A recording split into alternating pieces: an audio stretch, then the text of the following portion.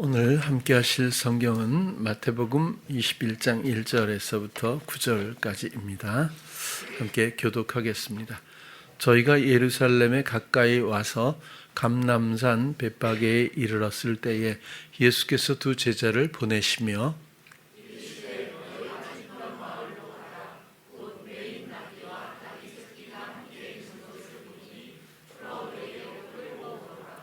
만일 누가 무슨 말을 하거든 주가 쓰시겠다 하라.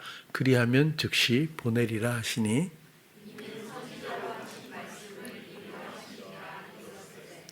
시온 딸에게 이르기를 내 왕이 내게 임하나니 그는 겸손하여 나귀 곧 멍에 매는 짐승의 새끼를 탔도다 하라 하였느니라. 나귀와 나귀 새끼를 끌고 와서 자기들의 겉옷을 그 위에 얹음에 예수께서 그 위에 타시니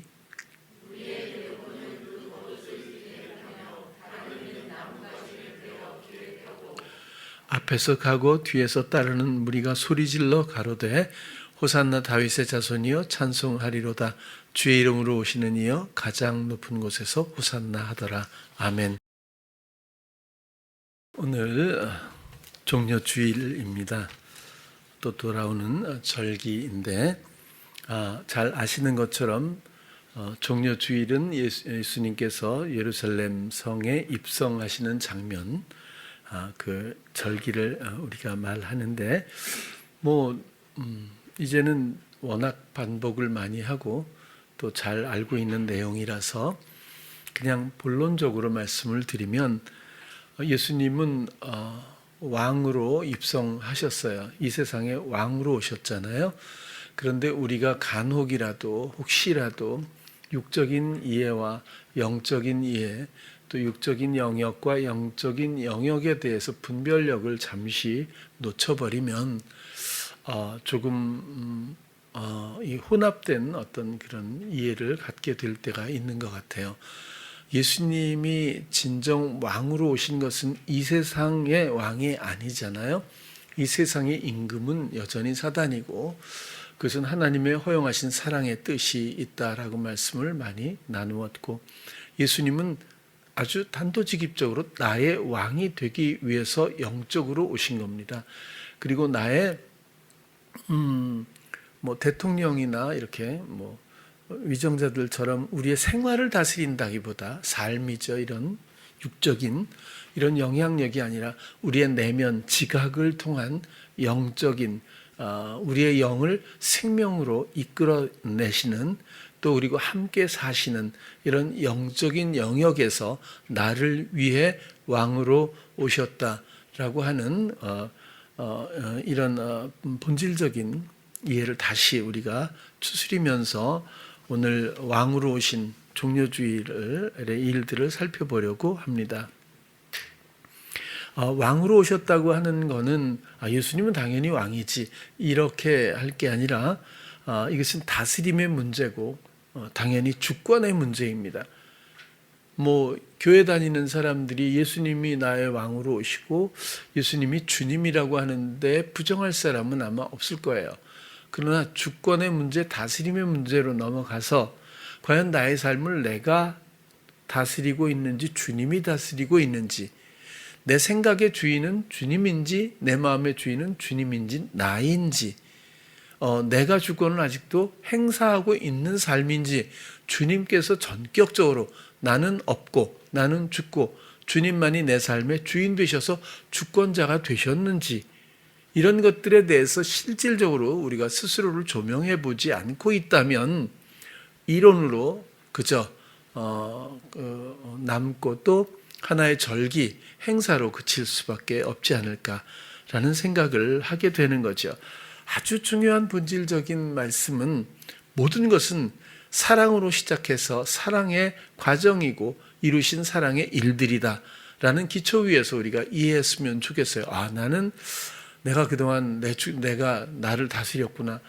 나의 생각은 주인은 나였는데 어떡하지? 이렇게 하지 말자는 거예요. 그 정도 차이가 중요한 게 아니라, 우린 100점 안 맞으면 못 견디잖아요. 그런 게 아니라 그냥 그냥 마음을 드리고 또 관심을 드리고 그리고 위임할 수 있는 전격적인 동의만 있다면 모든 것들은 시작될 수 있다고 보여져요. 이 주권이라고 하는 것, 왕은 당연히 그런 권한이 있는데 나의 왕은 예수님입니다.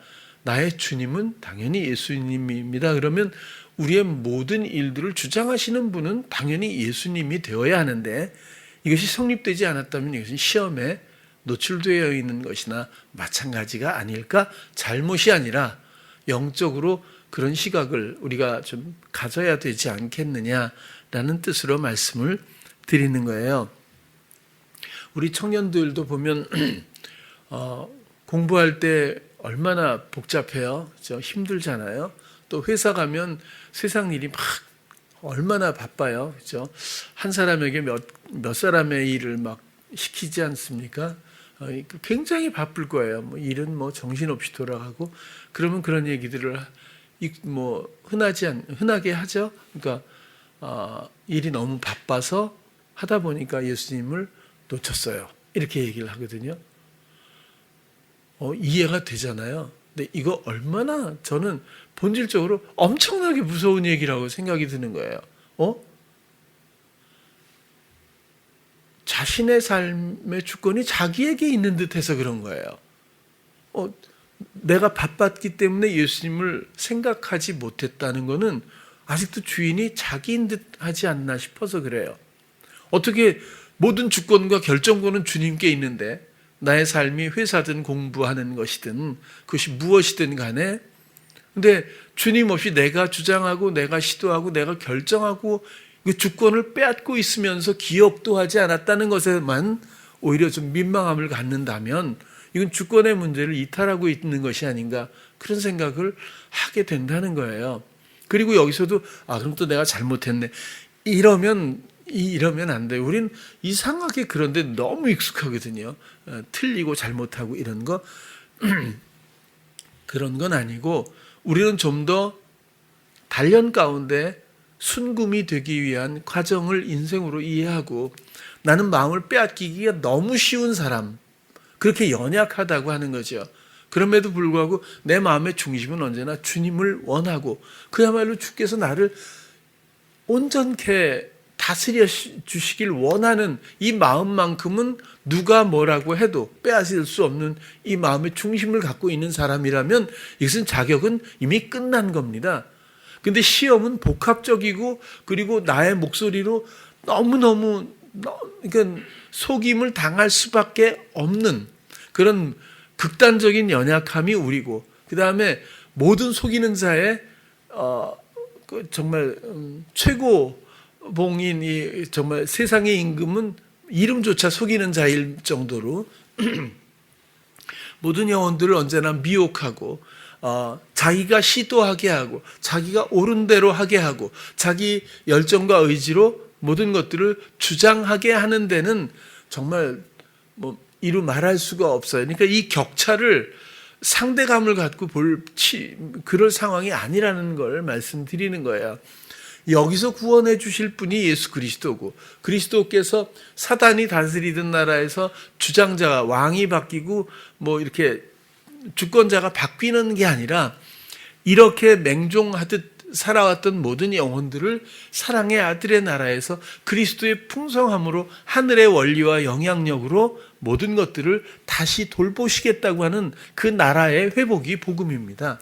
그래서 우리의 연약함에 대해서 스스로 자괴감에 빠지거나 판단할 이유가 없다는 거죠. 서로에게도 마찬가지예요. 그러나 이런 마음의 중심이 선택이 그리스도가 되지 않고 자기 자신이나 세상의 것 혹은 자기가 원하는 어떤 것에 몰입되어 있다면 굉장히 위험한 상황이 아닐 수가 없다. 그렇게 한번 말씀을 드리는 거예요. 사실 우리의 삶을 우리는 예수를 믿는다고 하면서도 공부도 내가 했을 때가 많을 거예요. 사업도 내가 이것이 옳다고 생각했을 때 내가 결정할 때가 얼마든지 저도 있었거든요. 저는 그전에 그런 사업의 경험이 있을 때도 아침에 가면 책상에 가자마자 기도를 했어요. 주님, 오늘도 주님 뜻대로 주님의 기업입니다. 이런 느낌과 그런 마음을 가지고 기도했지만 그 다음부터는 전부 제 생각대로 했던 아주 선명한 그 절차들이 아직도 기억이 나요. 누굴 만난다든지 무슨 말을 한다든지 뭘 추진한다든지 이런 건 전부 혼자 했지, 주께 묻고 주님이 원하시는 대로 그런 경우는 거의 기억이 잘 안 나는 거예요. 이만큼 속임이 아주 만연되어 있고 우리는 속임을 당할 수밖에 없는, 주님이 아니면 존립이 안 되는 이런 아주 정말 무지하고 연약한 존재라고 하는 것부터 시작이죠. 공부도 직장의 일도 사업도 뿐만 아니라 자녀 양육도 정말 이게 옳은 것 같고 또 이래야 될 것 같고 이렇게 해서 자녀를 위해서 하는 이런 학부모가, 나는 앞으로 학부모가 될 거야 이렇게 생각하는 청년은 없을 거예요. 그러나 아이를 낳고 아이를 기르다 보면 어느새 학부모 쪽에 서 있을 수도 있다는 거예요. 이런 게 시험이거든요. 아주 명료한 건, 나는 우리 아이가 정말 세상에서 이런 아이가 되기를 원하고 이렇게 키우기 원하고 이렇게 되기를 원해라고 한다고 되는 법이 거의 없죠. 오히려 버려진 것처럼 무관심했는데 철이 먼저 들고 지혜로운 아이가 될, 배려적이고 이런 아이가 될 수도 있고, 부모님이 불행해도 또 평탄하고 오히려 더 잘해주려고 했는데 뭐 고집쟁이가 된다든지 아니면 이기적이 된다든지 뭐 이런 경우도 있을 수 있잖아요. 그래서 사람의 원하는 대로 되는 법은 세상은 별로 없는 것 같아요. 그게 우리의 결함이자 연약함이자 시험이거든요. 나의 모든 것 되시는 예수 그리스도에게 맡겼을 때의 자유함과 그분의 풍성함, 이런 것들이 복음이죠. 그래서 그것 때문에 사랑으로 우리 안에 오시길 원해서 오늘 이런 모습을, 종려주의를 표현해 주셨다고 그렇게 말씀을 드리는 거예요. 우리도 모르는 사이에 순간마다 얼마나 우리의 생각들이 나를 이끌어 왔는지, 또 잔존해 왔는지, 또 혹은 감이 되어 왔는지, 또 주님의 결정이 아닌 나의 주장이 얼마나 그동안 왕성했는지 반드시 돌아볼 필요가 있어요. 점수는 매기지 마세요. 그러나 원리로는 이해를 해야 한다. 그런 거예요. 우리는 주님 앞에 순결할수록 빛나게 되어 있습니다. 우리가 아직도 남겨진 것이, 아직도 내가 원하는 것을 추구하고 내가 주권을 갖고 휘두르면서도 내가 주장하면서조차 아직 부끄러움도 알지 못할 정도라면 아주 기초적인 그런 위치에 있다고, 해결이 되지 않은 상태라고 그렇게 느껴져요. 전에 한번 말씀을 드렸던 남경필 전 경기도지사 같은 사람의 경우가 그런 거잖아요. 자식이 그렇게 마약 중독으로, 더군다나 착한 아이였다고 하는데 유학 갔다가 미국에, 지금 뭐 한국도 마약이 일반화돼 버렸지만 미국에서 그렇게 돌아와서 그것 때문에 이 아버지가 뭐 본인의 모든 인생도 내려놓고 아들에게 올인하면서 얼마나 마음이 아팠을까요? 부모의 마음은 정말 이루 말할 수가 없었을 거예요. 근데 자유하게 모든 것을 주께 맡깁니다. 이게 가능할까요? 사람은 그게 안 되거든요. 그러니까 또 허용하시죠. 하게 놔두거든요. 정말 열심히 했을 거예요. 정말 아들을 구하기 위해서. 근데 결국에는 울며 쓰러져 기도할 때 그랬다고 하잖아요. 네가 3년 동안 네가 해보지 않았니? 하는 만큼 해봤잖아. 이제는 나에게 맡겨주지 않을래? 그런데 그럼 이제부터는 주님께 맡길게요. 이런 게 아니라 그 말씀을 듣는 그 접속의 순간 그 모든 것이 이미 없었던 것처럼 없어지고, 모든 이 염려라든지 기대라든지 이런 게 아니라 그냥 그 그리스도의 풍성함의 영적인 그 어떤 감동과 기쁨이 그 벅찬 그 감동을 주체하지 못하고 그때부터 주님을 신뢰하기 시작했다고 간증하고 다니잖아요. 지금도 그런 것처럼 주님은 우리가 하고 있는 것을 평가하거나 판단하고 정죄하시는 분이 아니라 어느 정도까지는 놔둬야, 그래야 주님을 기대하고 주님이 하셨을 때 모든 것들을 정말 순수하게 다 받아들일 준비가 되지 않을까, 그런 생각을 해봐요. 물론 사람마다 정도 차이가 있겠지만, 그래서 우리는 어두움에서 우리가 하는 만큼 하는 시기들이 누구나 있기 마련인 것 같아요. 안 그럴 수도 있겠지만 이건 보편적으로 대부분은 그렇다고 보여집니다. 그런데 아직도 이쪽에 남아있고 끝까지 이쪽에 남아있는 것이, 그것은 좀 불행한 게 아닌가 싶은 거예요.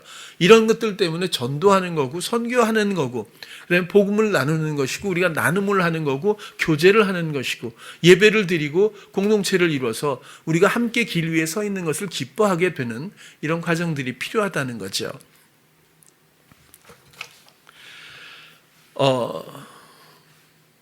어찌 보면 아들의 불행이 아니었으면 남경필이라는 분도 영적인 거 잘 몰랐을 거예요. 본인 입으로도 그랬고, 어떻게 교회를 서너 군데를 다녔겠어요. 그 대형 교회만 골라서 표를 얻기 위해서 본인이 그렇게 자기는 몇 군데 교회를 다녔는데 전혀 신앙적인 그런 마음은 없었다라고 고백을 하잖아요. 목적이 있었다는 거겠죠. 아들의 그런 불행을 보면, 거기에만 초점을 맞추고 그 무게감만 보면 정말 불행한 거죠, 부모로서는. 그러나 그 아들의 어긋남 하나 때문에 엄청난 걸 경험하고 엄청난 걸 얻은 거죠. 그리고 그 아들이 돌아왔잖아요. 이젠 같이 마약 퇴치 운동을 함께 하고 있다고 그런 소식까지는 들었었는데 지금은 잘 모르겠어요. 어쨌거나 마약 퇴치 운동을 한다고 하더라도 열정으로 하지 않았으면 하는 생각은 있어요. 또 주권을 주께 드려서 주가 원하시는 그 길 위에 함께 서서 온전히 순종으로, 사랑의 감동으로, 또 지혜에 대한 소망 가운데서 이런 일들을 감당해 주시면 좋지 않을까, 이런 생각은 해보게 돼요. 어쨌거나 우리 삶에서 우리의 주장은 못된 습관처럼 우리를 이끌고 갈 때가 너무나 많은 게 사실입니다. 그러나 스스로 정죄하지 않고 오직 그런 나를 위해서 생명도 아끼지 않았던 주님께 의뢰하는 것만으로 우리의 역할은 충분하다고 누차 말씀을 드리니까, 우리가 그것만큼은 함께 바라보아야 하지 않겠는가, 오늘 종료주일을 맞아서 그렇게 설명을 드리고 싶어요. 여러분, 아브라함에 대해서 창세기를 보면 아브라함의 이야기가 많이 써 있잖아요. 아들이 누구죠? 이삭입니다. 그 이삭의 아들은 에서와 야곱인데, 야곱이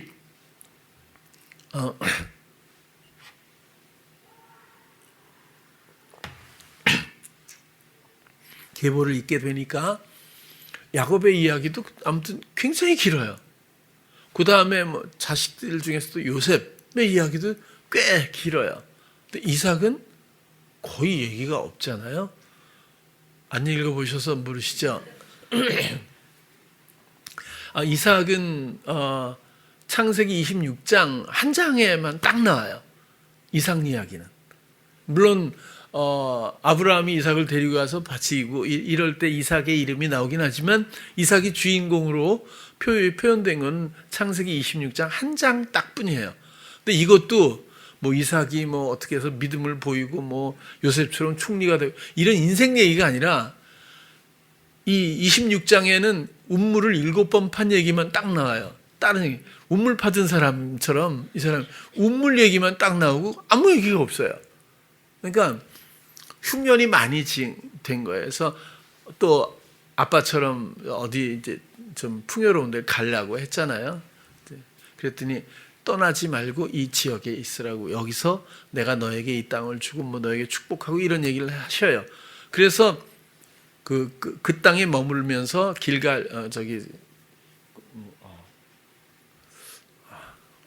까먹었어.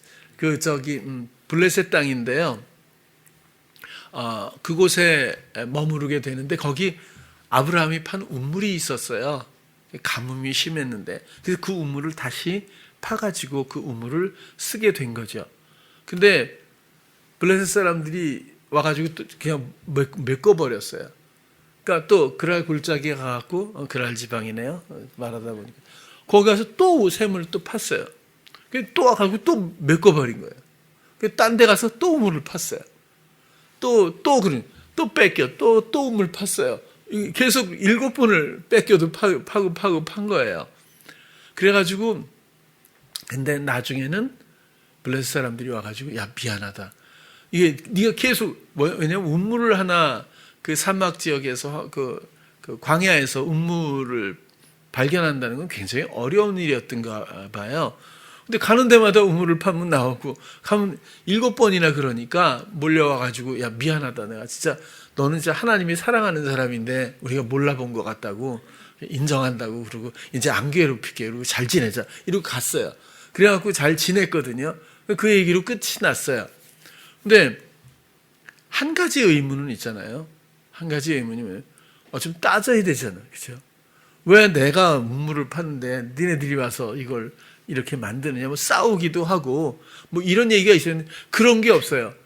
뭐 블레셋 사람들이 와서 메웠더라, 다시 뭐 저쪽으로 가서 다시 우물을 팠더라 그랬더니 또 뭐 이렇게 회방 이래 뺏겼어. 그럼 또 이름을 지어요. 또 비극의 이름이지만 이렇게 이름들을 짓고 또 가서 딴 데 또 파.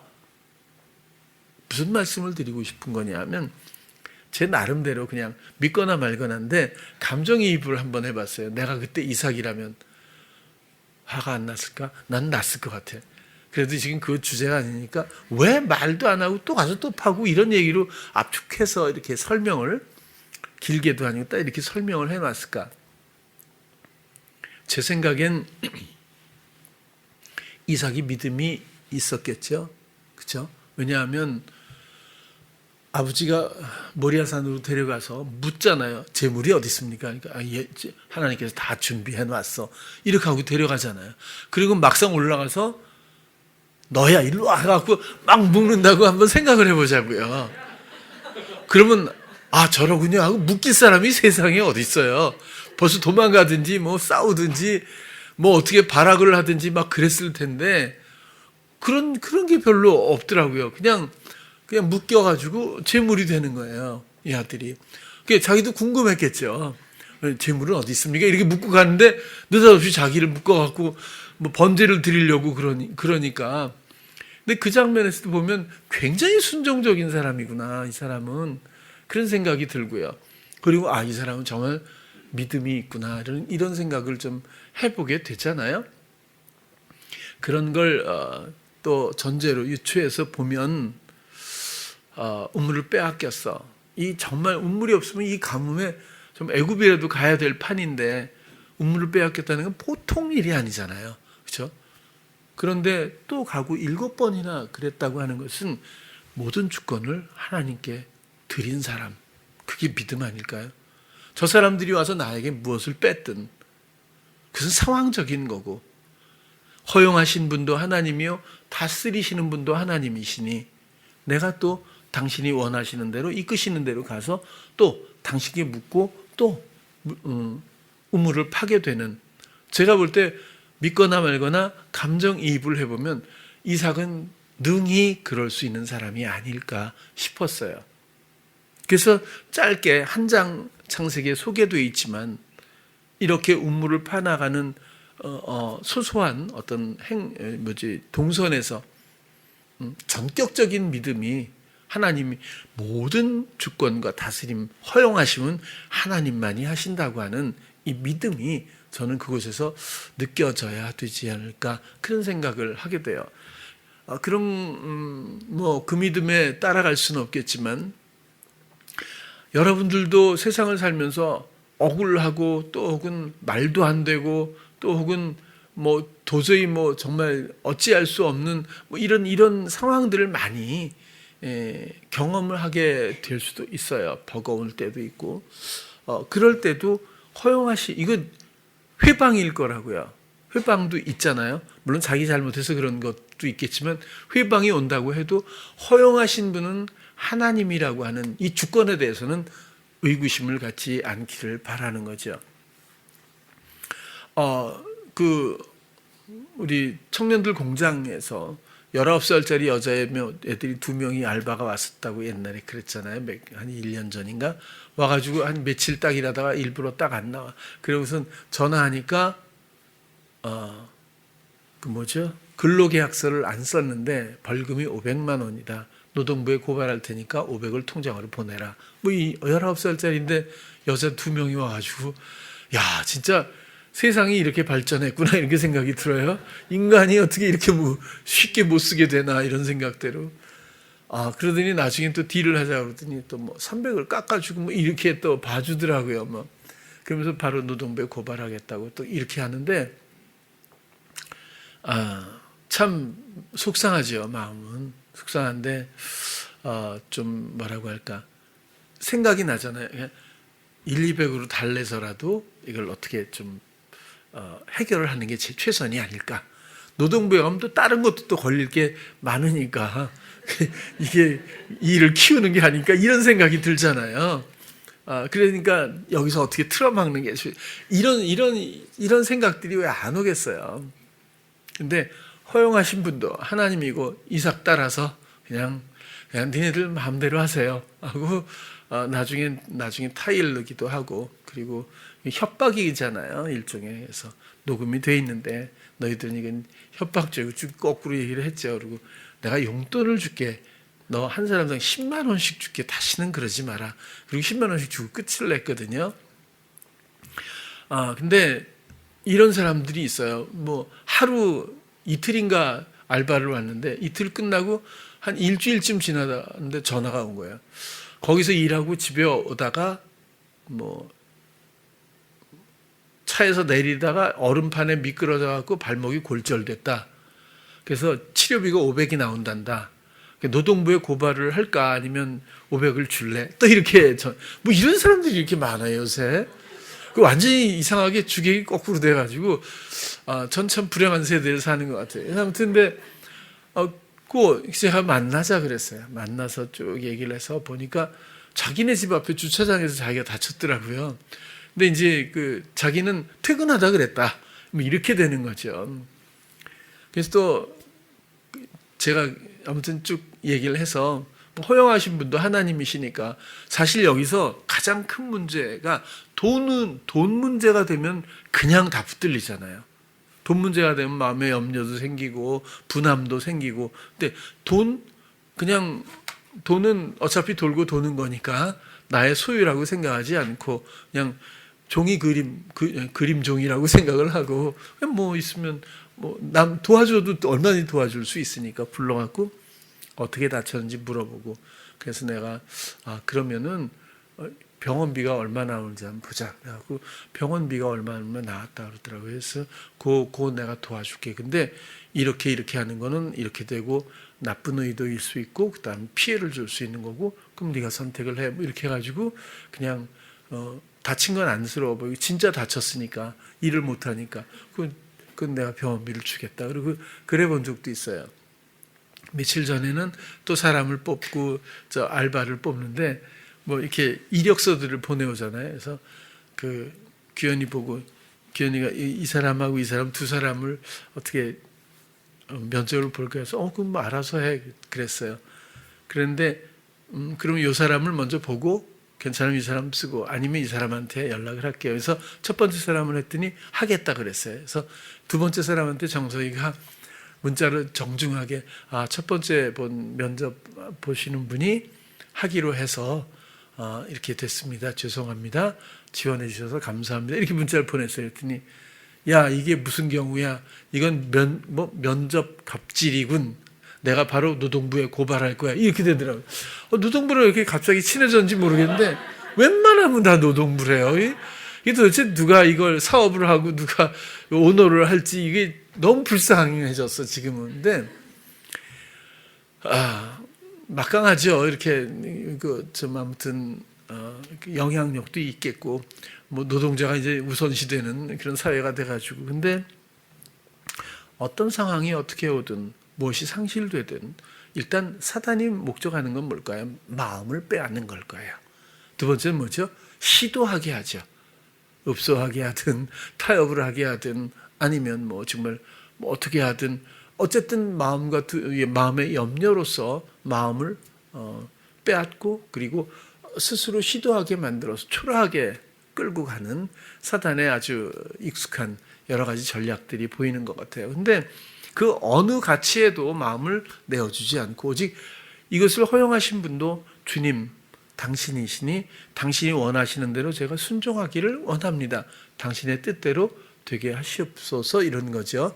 물론 제가 혼자 기도할 때는 없어서 이런 건 안 하지만 그렇게 마음을 드리고 나면 내가 이만큼 염려를 하나도 하지 않든과 상관없이 주께서 알아서 시간이 흐르면 다 사람들의 마음을 움직이든 상황을 이끌고 계시든 주께서 주장하시게 되잖아요.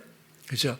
그러니까 여기서 중요한 것은 모든 주권은 국민에게 아니라 주님에게 있다는 것을 우리가 정말 아주 기본적으로 이해하고 위임했으면 하는 것 뿐이죠.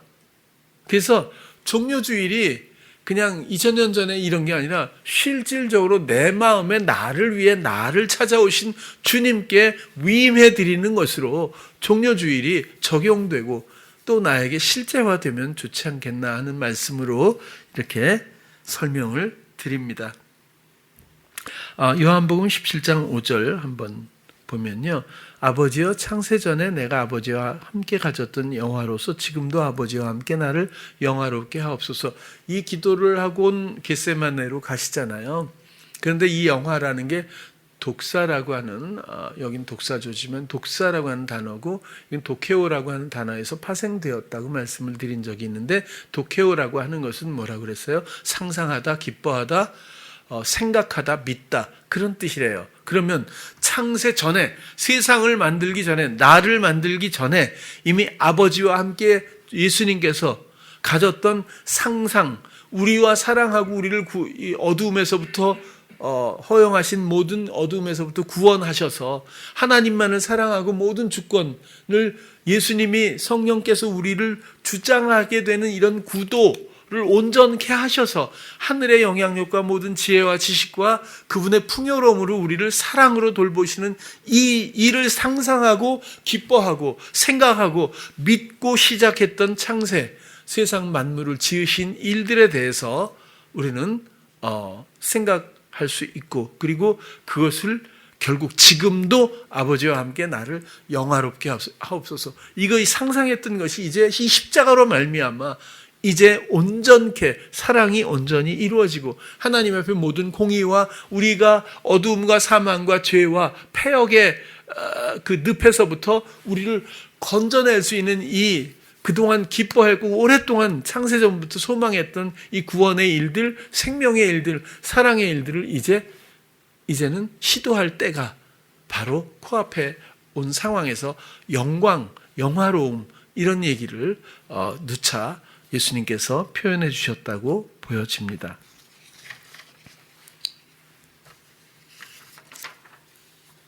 요한복음 1장 12절에서 13절도 보면 영접하는 자 곧 그 이름을 믿는 자들에게는 하나님의 자녀가 되는 권세를 주셨으니 이는 혈통으로나 육정으로나 사람의 뜻으로 나지 않고 태어나지 않고 오직 하나님께로부터 태어난 자들이니라. 영접하는 자, 뭐죠? 예수 그리스도를 영접하는 거잖아요.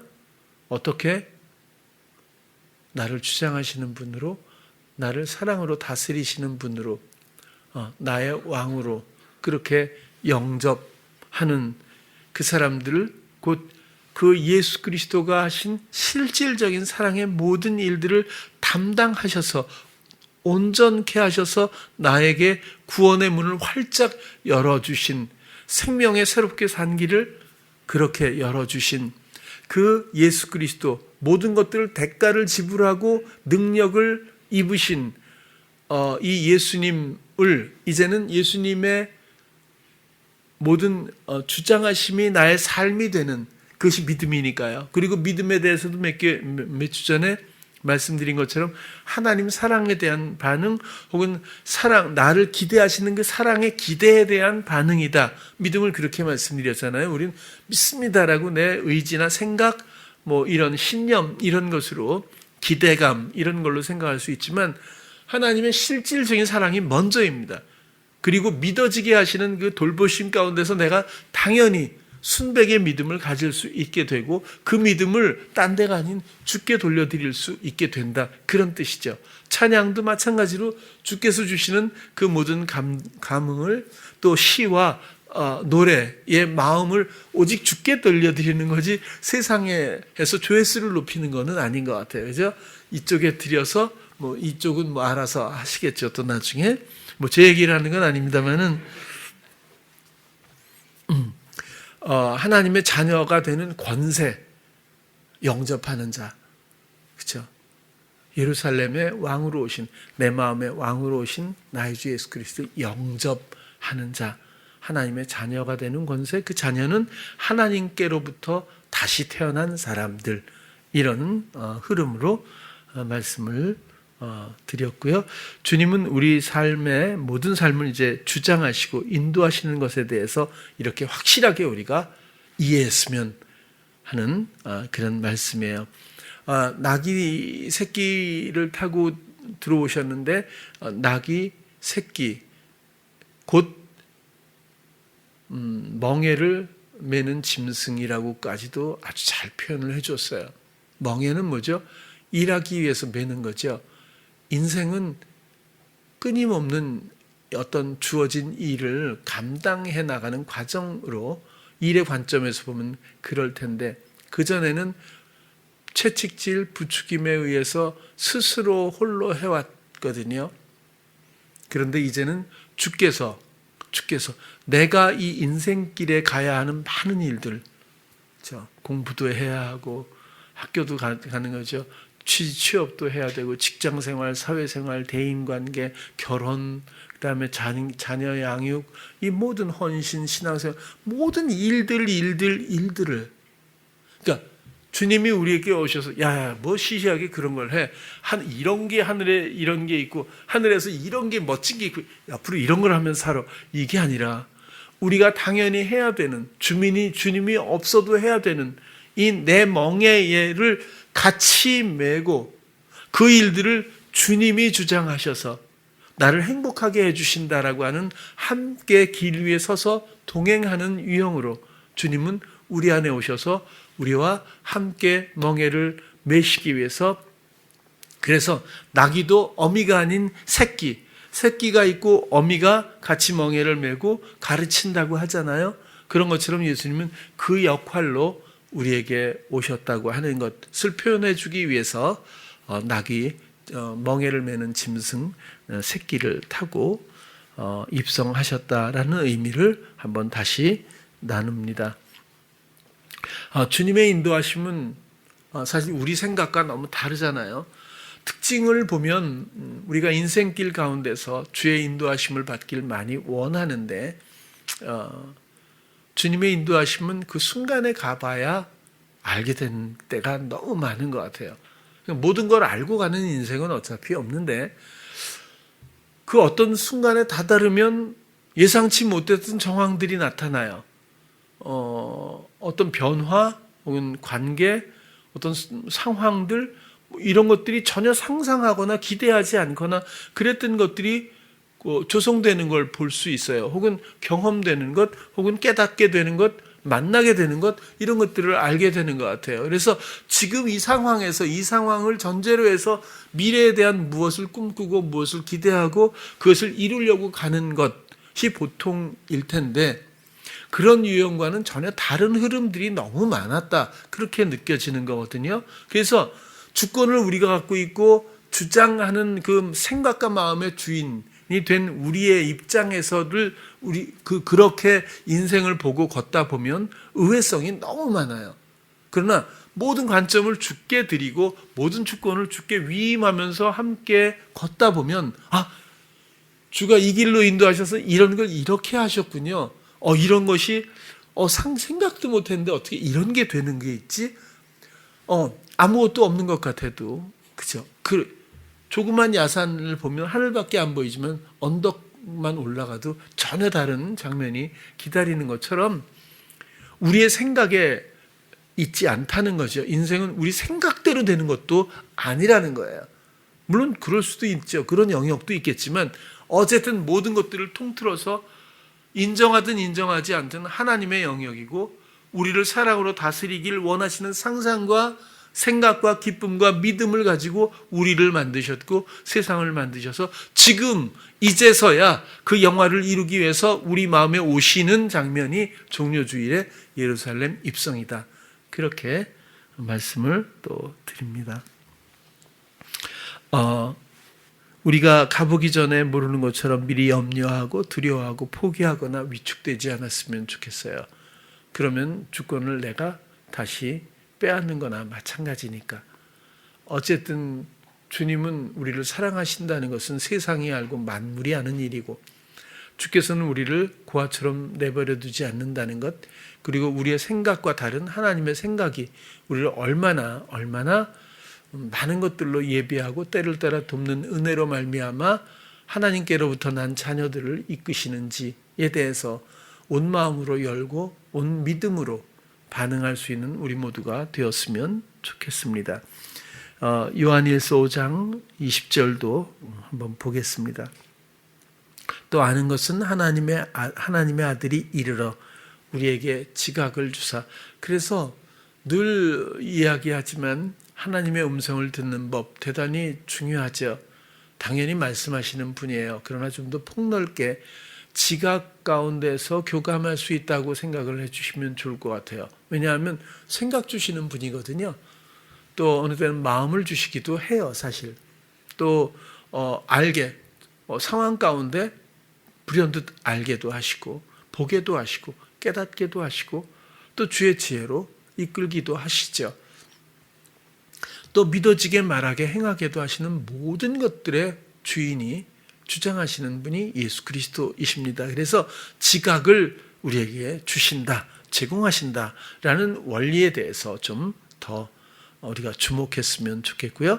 우리로 그 영적인 지각을 통해서 참된 자를 알게 하신 것, 또 참된 자 곧 그의 아들 예수 그리스도 안에 있는 것이니, 이거 제가 안에 있는 것이니 요걸 많이 설명을 드렸어요. 예스맨, 이건 뭐죠?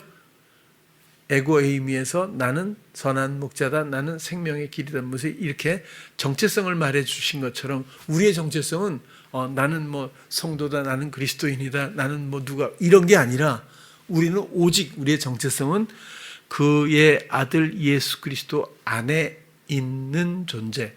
여기서 있는 것이 에스맨이에요. 그러니까 에고에이미는 나는 무엇뭇이다라면 이것은 있는 것은 우리는 무엇뭇이다 이런 뜻이거든요. 그래서 그리스도 안에 있는 우리, 그것이 우리의 전부이고 우리의 정체성이자 존재감일 뿐입니다. 그는 참 하나님이시요 영생이시라 이시니라. 여기까지 봤고요. 우리의 생각, 마음에 원하는 것 그 자체가 나쁜 것이 아니라 주권의 문제라는 걸 꼭 기억해 주시기를 바랍니다. 나의 죽음을 전제로 지각을 주께 드리면 느끼게 되고 알게 되고 생각나게 하시고 마음의 소원이 주어지고 믿어지게 말하게 행하게 하신다는 이 모든 지각을 통한 다스림. 이 다스림에서 끝나는 것이 아니라 그렇게 순응할 때에 펼쳐지는 알의 풍요로움, 그렇게 펼쳐질 때 마음의 행복감, 기쁨, 영적인 기쁨이죠. 이런 모든 것들이 그리스도 안에서의 그리스도가 주시는 풍요로움, 풍성함이라고 한마디로 정리할 수 있으리라고 생각을 해요. 하나님 나라가 임한다는 것은 결국 주님을 믿는다는 것이고 영접했다는 뜻이고, 그러니까 하나님의 통치가 우리에게 이루어졌다고 하는 것은 우리가 주님을 믿고 있다는 거고 우리가 주님을 정말 주님으로 영접했다는 뜻이고, 이것은 다스림, 언제나 어느 때라든지 다스림을 온전히 의뢰하고 있는 중이다. 그런 모습이라는 것, 이렇게 펼쳐서라도 주님이 나의 주권자, 왕이 되시는 이런 상황들에 대해서 아주 선명한 정리와 이해가 있었으면 좋겠어요.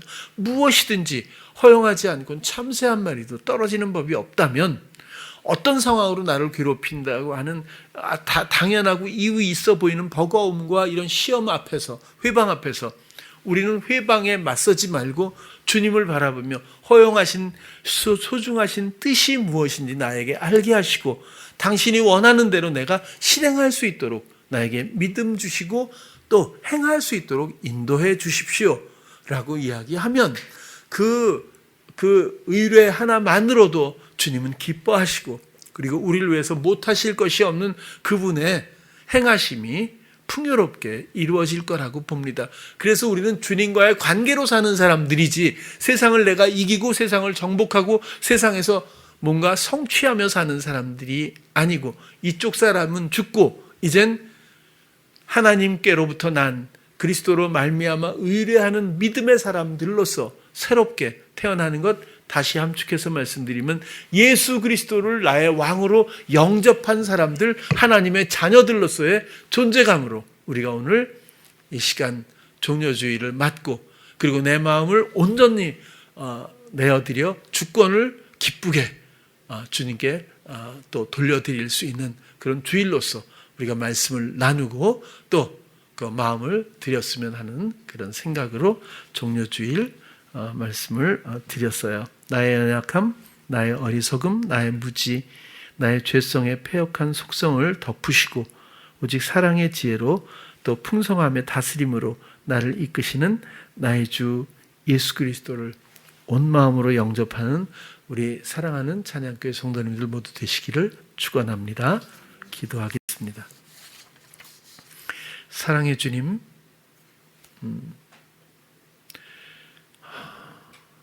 연약하고 무지하고 더러운 내 마음 집으로 삼으셔서 우리 안에 오셔서 또 우리의 생명의 양식이 스스로 되신 이 모든 사랑의 일들을 감사합니다. 이 사랑의 일들을 창세전부터 상상하고 또 생각하고 기뻐하며 믿음으로 이루셨던 이 모든 소망의 일들, 나를 향해 이루신 사랑, 이런 것들이 우리 삶의 실제이기를 원합니다. 영적인 이 생명으로 육신의 삶을 걸어가게 하시고 육신의 모든 일들을 담당하고 또 주장하시는 예수 그리스도에 대한 위임만으로도 우리를 얼마나 행복하게 하시는지 그 마음을 지키게 하시고 그리고 그리스도의 풍성을 노래하며 함께 걸을 수 있는 우리 모든 성도님들 되게 하여 주시옵소서. 예수님 이름으로 기도드렸습니다. 아멘.